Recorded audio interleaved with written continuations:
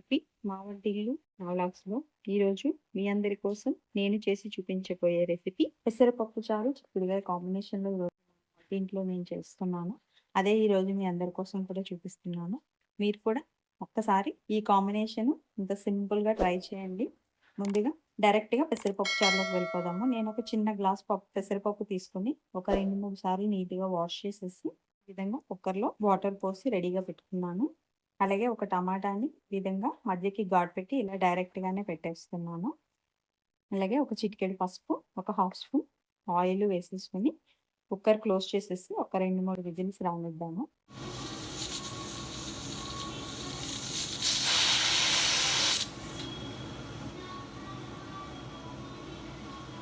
ఇప్పుడు ఇలా విజిల్స్ వచ్చిన తర్వాత కుక్కర్‌ని కొంచెం చల్లారనిద్దాము. కుక్కర్ చల్లారింది కదా! ఇప్పుడు ఒకసారి ఓపెన్ చేసి చూద్దాము. ఇలా ఓపెన్ చేసిన తర్వాత చూడండి, మనకి పెసరపప్పు ఇలా కొంచెం పప్పుగా ఉంది కదా! ఇప్పుడు దీన్ని హ్యాండ్ బ్లెండర్ లాంటి దాంతోనో పప్పు గుత్తితోనో మెత్తగా పప్పు అనేది కనిపించకుండా కూడా దీన్ని మనం మెత్తగా చేసేసుకుందాము. చూడండి, ఈ విధంగా నేను హ్యాండ్ బ్లెండర్తో చేసేసాను. ఇప్పుడు ఇందులో ఒక స్పూను ధనియాల పొడి వేస్తున్నాను. రుచికి సరిపడా ఉప్పు కూడా వేసేస్తున్నాను.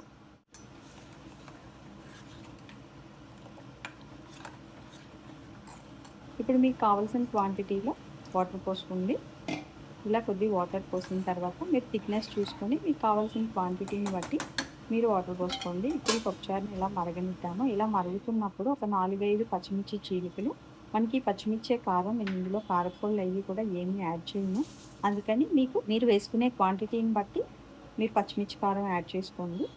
ఇది ఇలాగా ఒక 5, 6 నిమిషాలు మిడిల్ ఫ్లేమ్లో పెట్టి ఇలా మరిగిన తర్వాత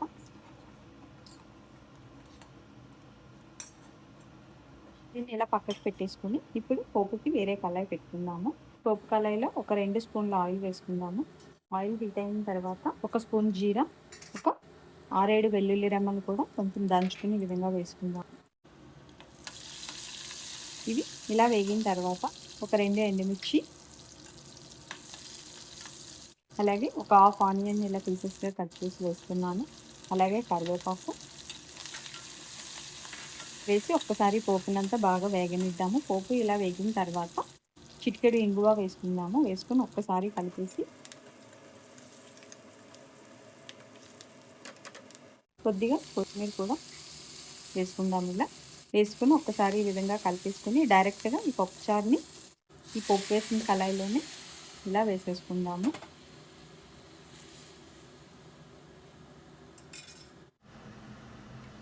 వెంటనే స్టవ్ ఆఫ్ చేసేద్దాము. అంతే, మనకి పప్పుచారు రెడీ అయిపోయింది. స్టవ్ ఆఫ్ చేసిన తర్వాత నేను ఒక హాఫ్ లెమన్ వేసుకుంటున్నాను. ఇందులోని పులుపు అనేది మీ టేస్ట్ని బట్టి మీరు వేసుకోండి. నాకైతే ఈ క్వాంటిటీకి ఒక హాఫ్ లెమన్ సరిపోతుంది. అంతే, ఇలా డైరెక్ట్గా ఈ పప్పుచారులో ఈ లెమన్ పిండేసి సర్వింగ్ బౌల్లోకి తీసేసుకుందాము. అంతే అండి, వేడి వేడి బాడీకి ఎంతో చలువ చేసే ఈ పెసరపప్పు చారు రెడీ అయిపోయింది. చాలా సింపుల్గా అయిపోతుంది. ఇప్పుడు దీన్ని ఇలా పక్కకు పెట్టేసుకుని దీని కాంబినేషన్గా చిక్కుడుకాయ ఫ్రై కూడా ప్రిపేర్ చేసేద్దాము. స్టవ్ ఆన్ చేసి ప్యాన్ పెట్టుకుందాము.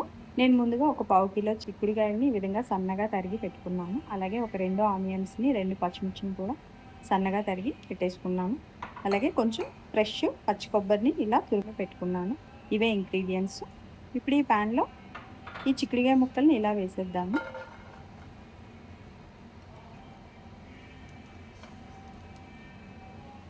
వేసిన తర్వాత ఒక హాఫ్ కప్ వాటర్ పోసుకుందాము. వాటర్ పోసుకొని మూత పెట్టేసి ఒక 2, 3 నిమిషాలు ఈ చిక్కుడుకాయ ఉడకనిద్దాము. ఇలా ఉడుకుతున్నప్పుడు ఒక హాఫ్ స్పూన్ ఉప్పు వేసుకుందాము. వేసుకుని ఒక్కసారి ఇలా కలుపుకొని మధ్య మధ్యలో ఇలా కలుపుకుంటూ ఈ వాటర్ అంతా చిక్కుడుకాయలకు అబ్జర్వ్ అయిపోయే వరకు ఉంచుకుందాము. అందుకని వాటర్ మరీ ఎక్కువ పోసుకోవద్దు, ఒక చిన్న గ్లాస్తో పోసుకొని సరిపోతుంది. చూడండి, మనకి ఇలా మధ్య మధ్యలో కలుపుకుంటూ ఈ చిక్కుడుకాయలు ఉడికిన వాటర్ వేస్ట్ చేయకూడదు కదా, అందుకని తక్కువ పోసుకొని ఇలా డైరెక్ట్ అబ్జర్వ్ అయిపోయేంత వరకు ఇలా చూసుకుందాము. ఇప్పుడు దీన్ని ఈ ప్యాన్తో ఇలా పక్కకు పెట్టేసుకొని మరో ప్యాన్ పెట్టుకొని కర్రీకి సరిపడా ఒక 2, 3 స్పూన్ల ఆయిల్ పోసుకుందాము. ఆయిల్ హీట్ అయిన తర్వాత ముందుగా ఒక 1 స్పూన్ పచ్చిశనగపప్పు, అలాగే ఒక 1 స్పూన్ మినపప్పు, ఒక హాఫ్ స్పూన్ ఆవాలు, ఒక హాఫ్ స్పూన్ జీరా కూడా వేసుకొని ఈ పోపుని ఇలా వేయించుకుందాము.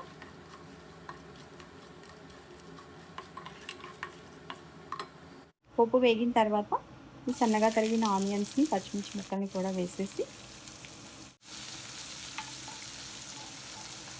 ఒకసారి ఈ విధంగా కలుపుకొని ఒక చిటికెడు పసుపు యాడ్ చేసుకుందాము.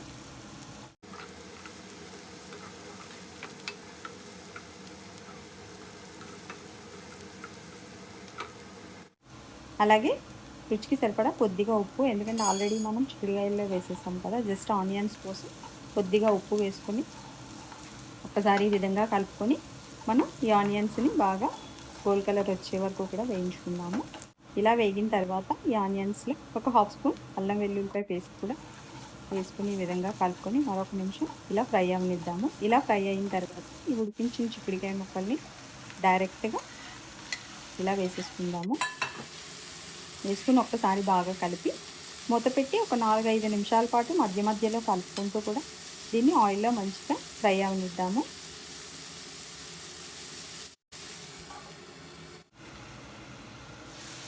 చూడండి ఇలా మనకి మంచిగా ఫ్రై అవ్వాలి ఆయిల్‌లో. ఇలా ఫ్రై అయిన తర్వాత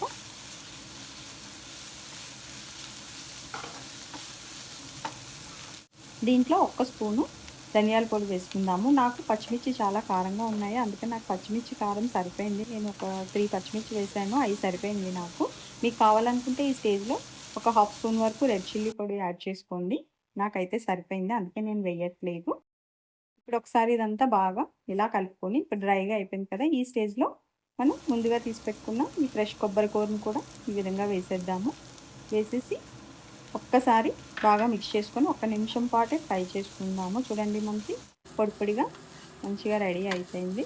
ఇలా వేగిన తర్వాత ఫైనల్‌గా కొంచెం కొత్తిమీర వేసేసి ఒక్కసారి బాగా మిక్స్ చేసుకొని స్టవ్ ఆఫ్ చేసేసి ఈ ఫ్రైని కూడా సర్వింగ్ బౌల్‌లోకి తీసేసుకుందాము. చూడండి మా ఇంట్లో ఈరోజు నేను చేసిన పెసరపప్పు చారు రెడీ అయిపోయింది. అలాగే చిక్కుడుగాయ ఫ్రై కూడా రెడీ అయిపోయింది. ఈ కాంబినేషన్ ఒకసారి మీ వంటింట్లో మీరు కూడా ట్రై చేయండి. చాలా సింపుల్‌గా, ఈజీగా అయిపోతుంది. తప్పకుండా ఈ వీడియో కనుక మీకు నచ్చినట్లయితే లైక్ చేయండి. ఇంకా బాగా నచ్చితే షేర్ చేయండి. సబ్స్క్రైబ్ చేయటం మర్చిపోకండి. Thank you.